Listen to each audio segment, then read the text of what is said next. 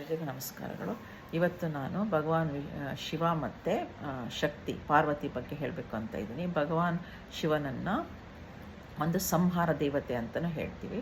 ಸಂಹಾರ ದೇವತೆಗೂ ಕೂಡ ಶಕ್ತಿ ಇರಬೇಕು. ಅಂದರೆ ಶಕ್ತಿ ಇಲ್ಲದೆ ಯಾವುದೇ ಒಂದು ಎಕ್ಸಾಂಪಲ್ ಒಂದು ಬಿಲ್ಡಿಂಗ್ ಅದನ್ನು ಒಡಿಬೇಕು ಅಂದರೆ ನಮ್ಗೆ ಶಕ್ತಿ ಬೇಕು. ಸುಮ್ಮನೆ ಇದು ಮಾಡಿದ್ರೆ ಆಗಲ್ಲ, ಅಂದರೆ ಬೇರೆ ಥರ ಆಗಲ್ಲ. ಕಟ್ಟೋದಕ್ಕಿಂತ ಜಾಸ್ತಿ ಡಿಸ್ಟ್ರಕ್ಷನ್ಗೆ ಇನ್ನೂ ಶಕ್ತಿ ಬೇಕು. ಅದಕ್ಕೋಸ್ಕರ ಶಿವನ ಪತ್ನಿಯಾಗಿ ಶಕ್ತಿ ದೇವತೆ ಇದೆ. ಇನ್ನೊಂದು, ನಮ್ಮ ದೇಹದಲ್ಲೂ ನಾವು ಶಿವನಿಲ್ಲದೆ ಇದ್ದರೆ ನಮ್ಮ ದೇಹ ಶವ ಆಗುತ್ತೆ ಅಂತ ಹೇಳ್ತೀವಿ. ಶಿವ ಇದ್ದರೆ ಮಾತ್ರ ನಾವು ಉಸಿರಾಡ್ತೀವಿ ಅಂತ ಹೇಳ್ತೀವಿ. ಶಿವನೊಂದಿಗೆ ಪಾರ್ವತಿ ದೇವಿ ಇರೋದು ಶಕ್ತಿ ದೇವತೆ ಅಂತ ಹೇಳ್ತೀವಿ. ಯಾಕೆ ಅಂತ ಹೇಳಿದ್ರೆ ನಮ್ಮ ಮೈಟೋಕಾಂಡ್ರಿಯಾ ಒಂದು ಶಕ್ತಿ ಕೇಂದ್ರ ಅಂತ ಹೇಳ್ತೀವಿ ನಾವು.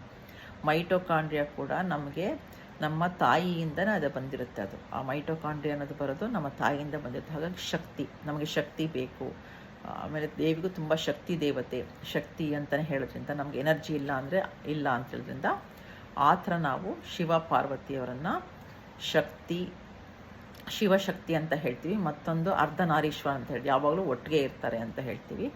ಅದು ಅಲ್ಲದೆ ಪಾರ್ವತಿ ಮತ್ತು ಶಿವನನ್ನು ಮಾತು ಮತ್ತು ಮನಸ್ಸು ಅಂತ ಹೇಳ್ತೀವಿ. ಪಾರ್ವತಿಯನ್ನು ಮಾತಿನ ದೇವತೆ ಅಂತ ಹೇಳಿಬಿಟ್ಟು ಶಿವನನ್ನು ಮನಸ್ಸಿನ ದೇವತೆ ಅಂತ ಹೇಳ್ತೀವಿ. ಅವೆರಡು ಒಟ್ಟಿಗೆ ಇದ್ದರೆ ನಮ್ಮ ಜೀವನ ಚೆನ್ನಾಗಿ ಇರುತ್ತೆ. ಅಂದರೆ ಚೆನ್ನಾಗಿ ಅರ್ಥ ಮಾಡಿಕೊಂಡು ನಾವು ಏನು ಮಾತಾಡ್ತೀವಿ ಅದು ನಮ್ಮ ಮನಸ್ಸಲ್ಲೂ ಅದೇ ಇರಬೇಕು. ಮನಸ್ಸಲ್ಲಿ ಏನಿರುತ್ತೋ ಅದನ್ನೇ ಮಾತಂದರೆ ಶಿವ ಪಾರ್ವತಿಯವರು ಚೆನ್ನಾಗಿ ನಮ್ಮ ಜೊತೆಗೆ ಇದ್ದಾರೆ ಅಂತ ಅರ್ಥ. ಅದು ಧನ್ಯವಾದಗಳು.